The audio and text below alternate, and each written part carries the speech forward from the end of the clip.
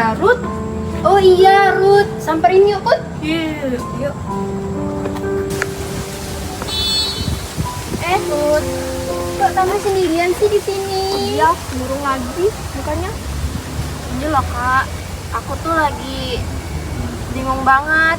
Yang dimana aku bentar lagi kan lulus ya kak ya. Terus aku ngeliat teman-teman aku tuh pada apa ya, kalau misalkan dibilang mereka itu udah pada les, udah pada tahu nanti abis lulus dia mau kemana, sedangkan aku masih bingung mau lanjut kuliah apa lanjut kerja gitu kak. Sedangkan kalau kuliah aku nggak tahu mau masuk jurusan apa, kerja juga kayaknya susah nggak sih kak? Kalau kerja lulusan SMA apa aku ikut teman aja ya? Santai, kakak juga kayak gitu kok dulu. Tapi ternyata ada caranya biar kita gak ikut-ikutan teman. Benar. Semua dimulai dari identitas kita sendiri. Kamu sukanya apa? Minat kamu di mana? Ya, terkadang jawabannya itu ada pada diri kita sendiri, Ruth. Oh oke.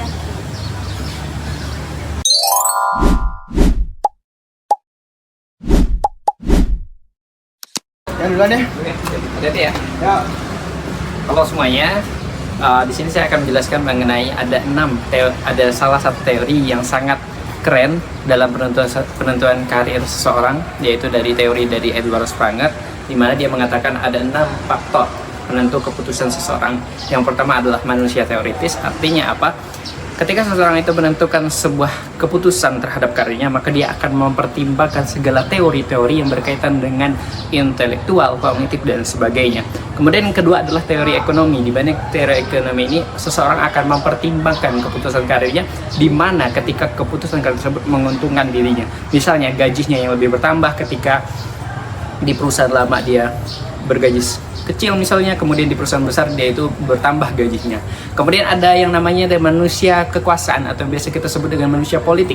Artinya apa? Bahwa dia akan menentukan keputusan karirnya itu berdasarkan apa yang akan dia dapat di situ. Kekuasaan apa yang akan dia dapat. Misalnya contoh, ketika berada di pusat kantor B, dia hanya sebagai staf biasa, tapi ketika dia akan dipindahkan ke kantor B, C misalnya dan sebagainya, dia akan mendapatkan posisi jabatan yang cukup tinggi.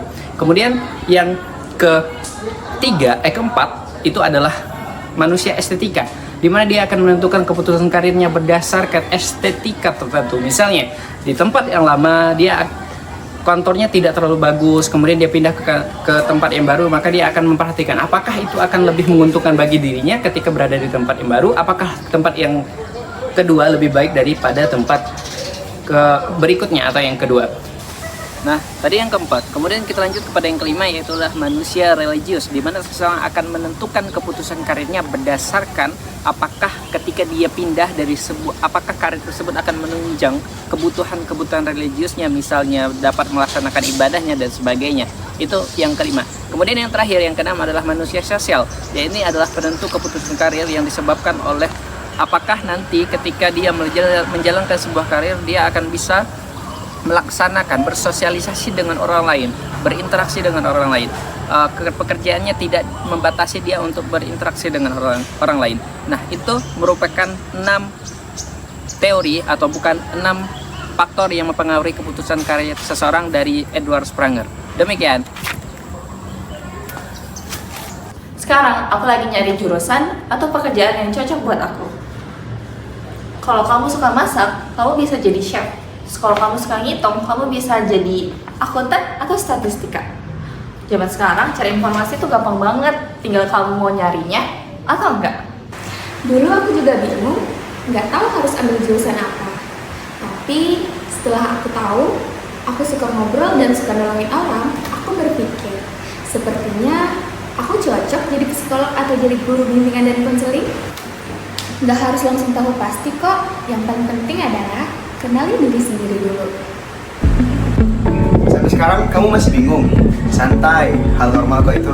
Coba kamu main ke ruang BK. Siapa tahu dengan kamu ngobrol dengan guru BK, beliau bisa memberikan kamu solusi, kamu bisa menemukan jalan yang paling cocok buat kamu. Maka dari itu, main-main ya ke ruang BK. BK dapat menentukan karirmu. Jadi kamu jangan bingung ya. Kenali dirimu. Terbuka